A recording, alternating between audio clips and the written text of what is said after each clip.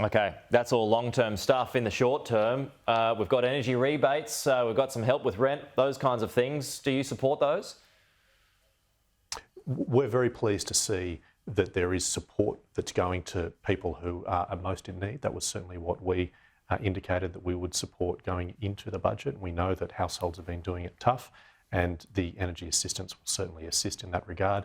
Equally, the tax cuts play a role in that space, as does the cap on the price of medicines. All of those things will help people who are, at this stage, tightening and continuing to tighten their belts. The union's pretty happy about it, Bran. When I had the ACTU on earlier, they say it's a good budget. It's good for wages, which is completely different to the Chamber of Commerce. I'm wondering if you had a response to that.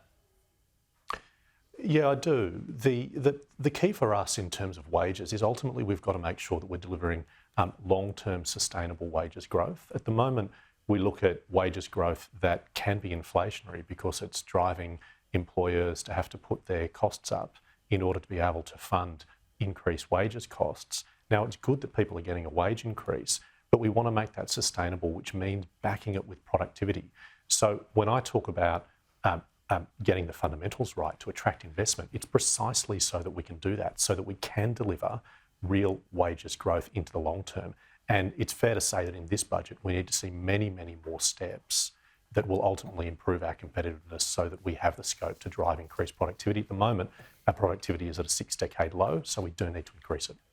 And look, and we'll just have to close here, but we've got deficits, red ink everywhere after this year. As the Chamber pointed out earlier, no real medium-term plan to tackle that.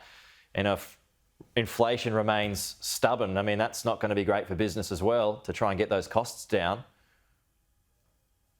Well, of course, we do need to get a hold on inflation. And of course, there are initiatives that we've been calling for in that regard too, certainly around spending constraint, but also in terms of fiscal rules.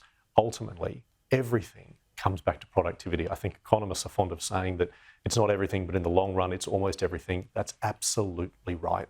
So we drive that as the primary position that needs to be pushed and continue to be pushing leading into an election.